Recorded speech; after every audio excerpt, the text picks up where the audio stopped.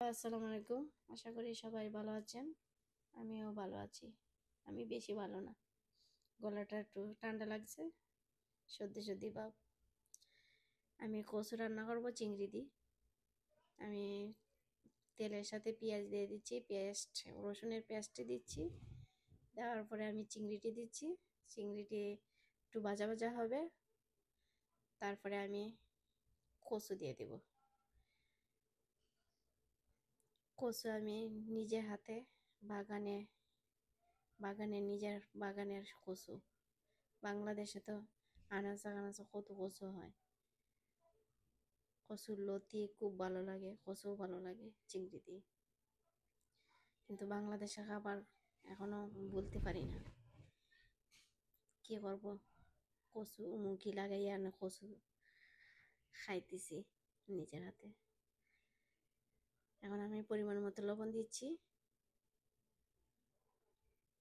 এটা আমি একটু ভাজা ভাজা হবে। কচু খাইলে কিন্তু গলা একটু চুলকায়, এই জন্য আমি কি দিচ্ছি, লেমনের জুস দিচ্ছি। লেমনের জুস দিলে গলাটা একটু চুলকানি কমাবে। এর সাথে আমি পরিমাণ মতো একটু জল তো দিয়ে দিচ্ছি, এখন আমি পরিমাণ মতো একটু সুগার দিয়ে দিব। সুগারটা এখানে দিচ্ছি, আপনারা প্রশ্ন করতে পারেন এখানে সুগার দিতাম তরকারি, কিন্তু এক পাকিস্তানি আপু বলছে সব তরকারির মধ্যে, যে কোনো তরকারির মধ্যে সুগার দিলে তরকারির টেস্ট বাড়ে। এই জন্য আমি সবসময় তাইনার কথা শোনার পর থেকে আমি একটু একটু সুগার দিই তরকারি, আসলে খুব টেস্ট লাগে। তারপরে আমি দিয়ে দিচ্ছি কাঁচামরিচ দিয়ে দিব।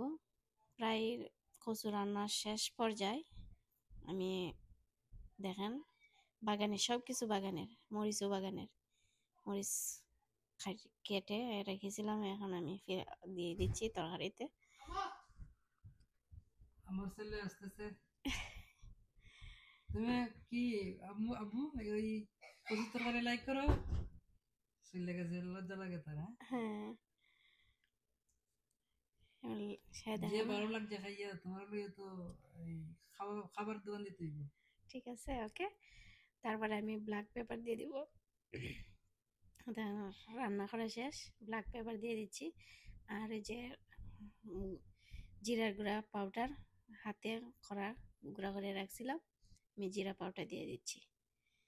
লাস্টে জিরা পাউডার তরকারি মধ্যে দিলে টেস্ট বাড়ে, মানে গ্রান বাড়ে, অনেক মজা লাগে। দেখছেন, তরকারি হয়ে গেছে। সবাই আমার পেজের সাথে থাকবেন, লাইক কমেন্ট করবেন, শেয়ার করবেন। আমিও আপনাদের পেজের সাথে থাকবো, লাইক কমেন্ট করব। ভাবেন আমার গলাটা কি হয়ে গেছে। হ্যাঁ, আমার গলার মধ্যে ঠান্ডা লাগছে। ঠিক আছে, সবাই ভালো থাকবেন, সুস্থ থাকবেন। আল্লাহ হাফেজ। কি তোমার ভালো লাগছে? আগেই তো বললাম ভালো লাগছে। ওকে, আল্লাহ হাফেজ দাও। আল্লাহ হাফেজ।